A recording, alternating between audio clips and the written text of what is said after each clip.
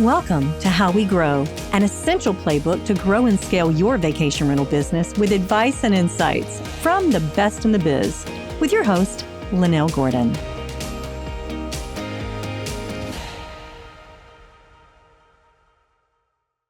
Welcome to How We Grow, the Vacation Rental Show. I'm Lynell Gordon, your host. And look, I have an amazing guest with me today.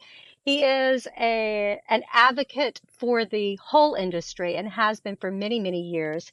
He is remarkably brilliant, and he has incredibly important insight into our industry.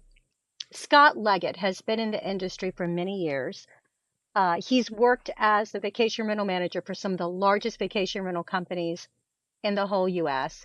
He is an incredible person. He is just full of integrity. He's one of my best friends. I love you, Scott. Thank you so much for being willing to come and talk to us on the podcast. Well, you've certainly done a great job of building me up there, Lynell. Hopefully, No, I can. I haven't mentioned half of what you do. No, Scott is actually on the board at VRMA. He is, and he's served for many years on different boards. You've also served on the tourism boards in the Outer Banks and other places. Scott always makes himself available to be used as a resource, no matter what you've ever done. And really, you're a giant in the industry, and I am grateful to call you my friend.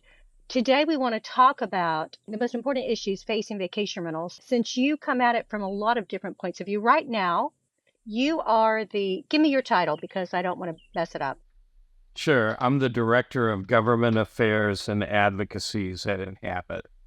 Okay. And I will say, Lynell, that I think that I have the best job in the industry.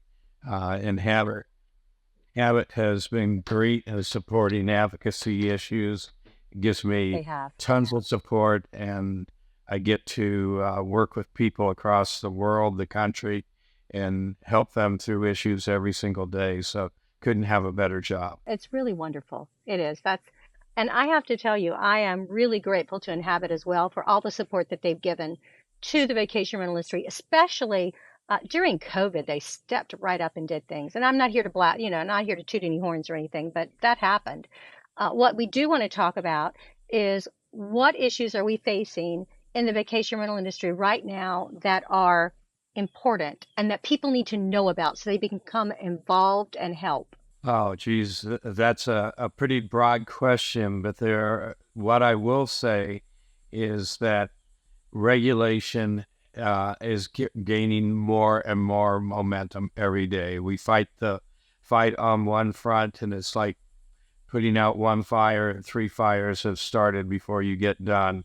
And so there's hardly a community in the country right now that doesn't have that accommodates short-term rentals, that doesn't have regulatory discussion underway. Some of it is positive, quite honestly.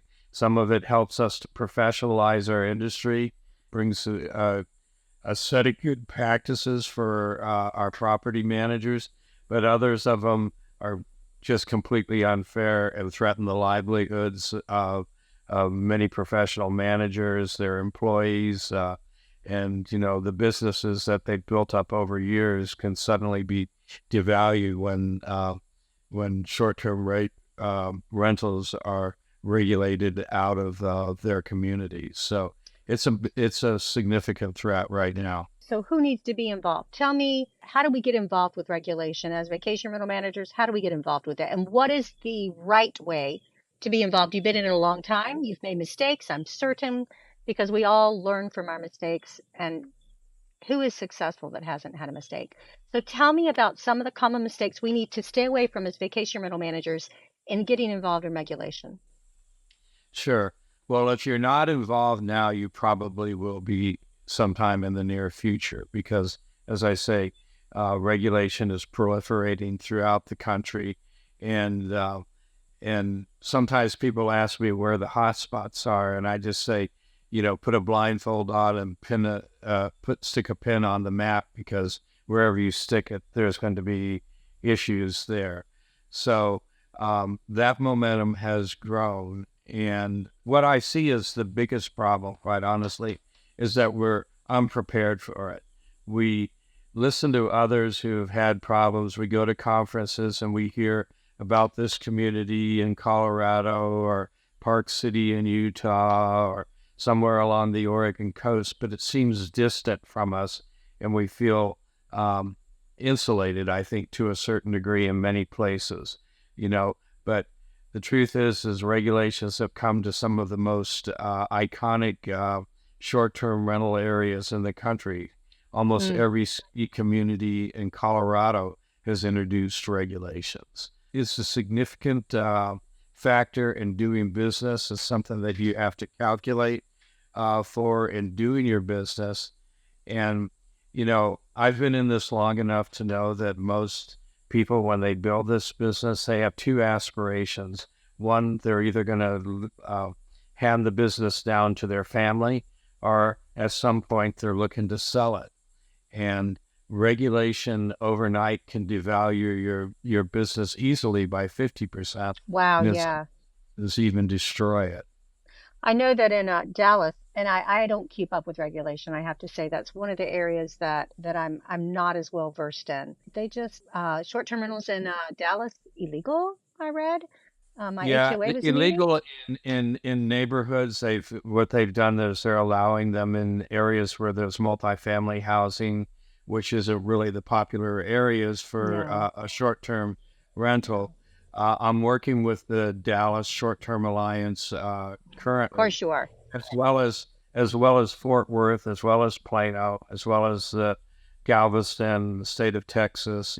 Uh, in fact, Inhabit just recently built the website for the state of Texas Short-Term Alliance, and that's one of the things. Wow.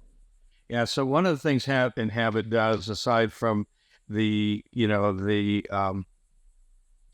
the council that and working with the local organizations that I do on a one-to-one basis, it really involves the entire company because our digital marketing group um, builds websites and hosts them pro bono for local alliances, and Wow. that's a big deal.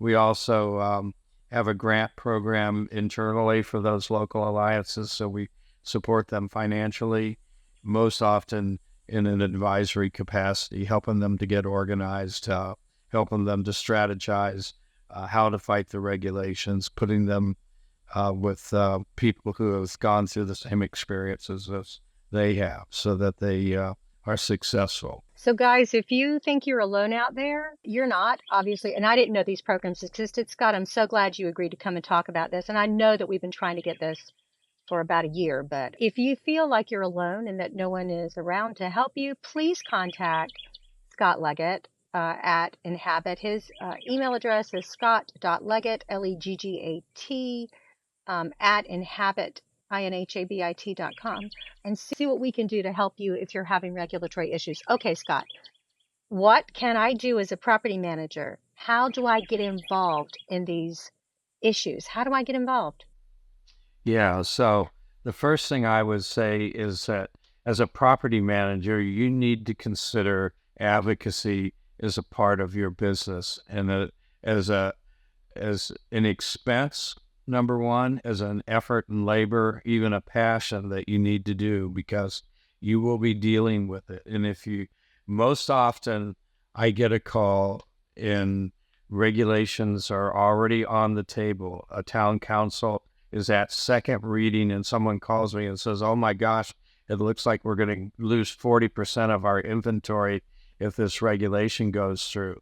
And so the first thing to really do is invest time in being prepared, be part of the conversation, get a seat at the table. That requires you to be a good citizen of your community, to get involved in the civic process there, to know your town mayor, your councilman, your um, city planners, all of those people is to have a dialogue with, because often what happens is that regulations come up because a very small group of disgruntled people in a community don't want to see them next door to them. It's a not in my backyard phenomenon. It's I not see. unusual. And so but they get the ear of their town council. They've donated to them, they've supported them, and they're usually well placed and financially well off.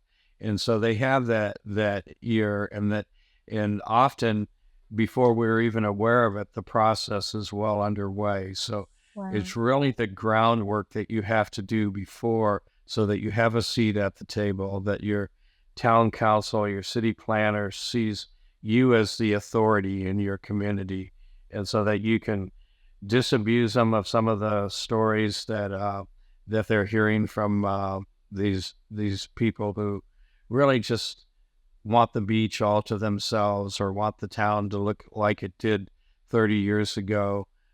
It's really just laying that groundwork to begin with, being involved, being part of the conversation. So, guys, if you don't have a seat at the table, then you're likely on the menu. That's what someone told me in the last year, and I think it's true here. It sounds like that. It's very important.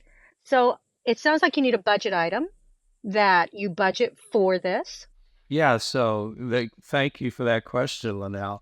So Inhabit, one of the biggest accomplishments of our advocacy group here has been to introduce a program called Right to Rent. And what Right to Rent does is it asks each property manager to contribute $1 to $3 per transaction to the VRMA's advocacy fund. Hmm. Yeah. Really, this is almost a no cost to a property owner, because or property manager rather, because typically they're rolling it into their admin fee.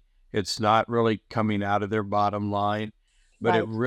it really can fuel our advocacy efforts. Certainly, Inhabit doesn't take a dime of that money. We facilitate it through our PMS systems. We were the Wow. ones who developed it originally, and we've offered that to every PMS provider in the country that we're aware of, and several of them are taking us up on that. So How it much money really, have you raised so far through that effort, Scott? I can't even guess, Lynell, but it's into the hundreds of thousands of dollars, and really that's a drop in the bucket, because it has a potential to be much, much more. And if you ever find yourself in one of these regulatory fights, you're going to find that it's a costly effort. It's a costly effort in your time, your energy, and quite candidly, money. Sometimes it involves uh, a social campaign, organizing, becoming a 501(c)(3)(4)(6)(c). You have to comply with certain legal requirements, probably register as a PAC. And often requires you to hire experts to help you through the process. Inhabit never charges for any of our services at all, not for helping them get structure, organization, not for building the websites, hosting them. We do e-campaigns for local alliances, so that they can get the word out to property owners and others in their constituency. So it will be costly, because if you start to, and you may need to hire attorneys, you may need to hire local experts that can help you with your campaigns. So it can really chew up some money. So Well, I am very impressed with the efforts that you guys have put into place. I mean, considering this is a new position in the last 2 years, you've done an enormous amount of work, Scott. And I know it was your idea to do all this integration, and the way it was to take little dollar here and a little dollar there to try to make a big difference in advocacy. And I want to say thank you for that. From the bottom of my heart, not just, I mean, for the whole industry, what you do is just remarkable. Interested in a unique franchise opportunity? iTrip Vacations provides a unique business opportunity in a thriving industry. iTrip offers an executive-level income potential with work-life balance in an exclusive territory. As an iTrip franchisee, you'll provide a full array of short-term rental property management services for the properties that you manage. iTrip offers extensive support and training requiring no previous experience. Visit us online at itripfranchise.com to learn more. Now, the other question I have, so we're going to set aside a budget as property managers. Number two, we're going to get involved by setting aside our time So maybe we set some time aside each week to find out who our people are in authority and, find out how to meet with them, either go to fundraisers that they're doing or invite them to lunch. What other types of things have you done personally when you were doing advocacy personally? You go to meetings, go to town council meetings. There's often comment periods there. Make yourself a recognized face.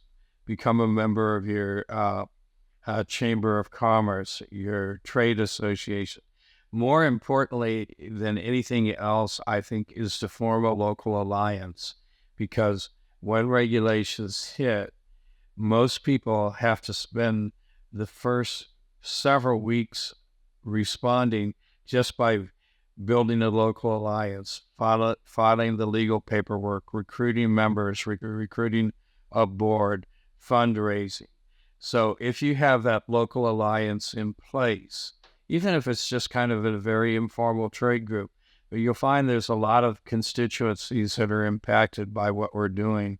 It's not just the property managers, it's the restaurant owners that their guests go to, the attractions, the plumbers, the electricians, the housekeepers, other organizations that serve our industry should also be invited into that group, because it's going to impact them as well. I'm just going to say it this way. You're not doing it for the PR, and you're not doing it so that your homeowners will think you're amazing. But if you do it, you will have PR, and your homeowners will think you're amazing, because it affects their livelihood as well. They're looking at it from a totally different point of view than we are as property managers. So it's a win-win for everyone. Now, go ahead, Scott. That's a really, really excellent point, Lynell. I live in the Outer Banks of North Carolina, that someone's going to spend close to $1 million or more buying a vacation rental here. And they're doing that because someone's given them a rental projection in good faith of what they feel that property will be able to earn over a year, and to meet their mortgage payments and other costs. All of a sudden, if that $1 million purchase is regulated out of existence, then they're left holding the bag, and most people can't afford that. So getting those homeowners involved, both financially and by being a voice, is really, really important. Yeah, they're even though they may not live there full time, they're going to be hand in hand there with you to help you take care of whatever. Now, I was impressed with all that you just rattled off about how you start this. So, guys, if you want someone to help you start up in your area, and even if you're not having trouble, Scott has suggested you do it. And, I take Scott's advice when he tells me something. I do listen. I absolutely listen. So I think we should start these alliances that we need. And if you need help, Scott, can they reach out to you for this?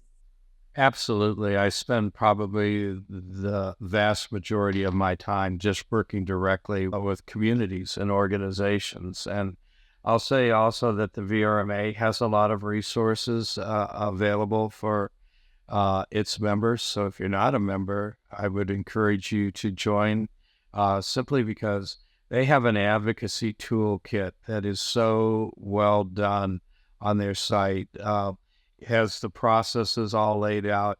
It tells you, how to go about structuring your organization.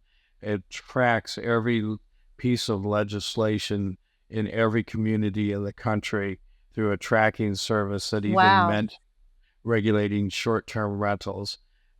They have an archive of past court cases. They have archives of economic impact studies, affordable housing studies, cost of compliance studies, all the things that you're going to need in your toolkit when you're up against a regulatory climate in your community. That's remarkable. Now, Scott, how much is it going to cost them to reach out to you or to reach out to VRMA? Costs nothing to reach out to me, and I love picking up the phone. I do. Working with people, helping people. So please avail yourself. Give me a call, email me. I always respond. VRMA, the only cost to you there is the cost of membership, and that's based upon the size of company you are. But for a few $100s, that membership has a great value, and I would say it's a great insurance policy for you in the event that regulation comes to your community. There you go. I know a lot of us over the years have joined VRMA simply because of the education, but guys, they are so much more of a resource, and so is Inhabit. So I encourage you to reach out to Scott. He is truly the voice of advocacy in the vacation rental industry today, and he knows so much, guys. So please use him as a resource, and let's take our advocacy in our communities to another level. Let's all get involved as much as we can. Everybody listening, if everybody listening would just make sure that they've got the alliance and have some sort of advocacy, it would make a huge difference when these come down the road. I mentioned Dallas because I live in Dallas. We have a home in Dallas, and I was like, holy cow, I can't believe that. And my HOA just met. Last night I got a call from them. They're saying, okay, we need to talk about this. And I'm like, oh my gosh, okay. If you think it's not going to reach you, it's going to reach you. It's going to reach every single one of us in the industry in one way or another. And so, Scott Leggat, thank you so much. Is there any other advice you want to give anybody before we go? I don't want to.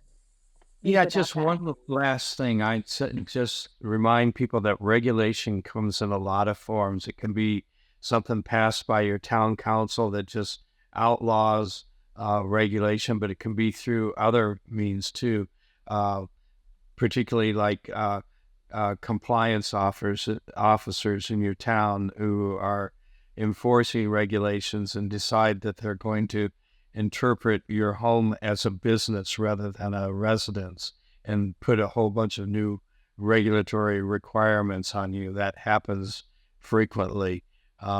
There are other ways of doing it through taxation, rezoning your area or your property to call it commercial and tax you at a commercial rate as opposed to a residential rate.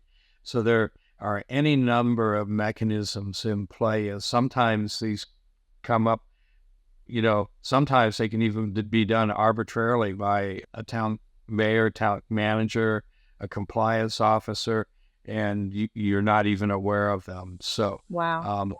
It's, and those can throw things. If somebody all of a sudden says you're commercial, then you're talking about putting fire suppression systems in your home, sprinklers, Wow. making it ADA compliant, extra stairway, exterior fire escapes, basically costing you out of the business because it wouldn't be worth it to it'd be so expensive for most of those. Yeah, sure. For a homeowner. Absolutely. Wow, Scott. Well, thank you very much. The best way to reach out to you is by email. Am I right? It is Scott.Leggat@Inhabit.com.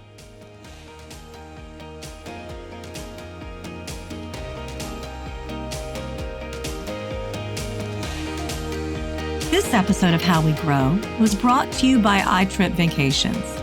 To find out more about how iTrip Vacations can help to grow your vacation rental business, visit iTripFranchise.com. Make sure to search for How We Grow in Apple Podcasts, Spotify, and Google Podcasts, or anywhere else podcasts are found, and hit subscribe so you never miss an episode. On behalf of the team here at Inhabit, thanks for listening.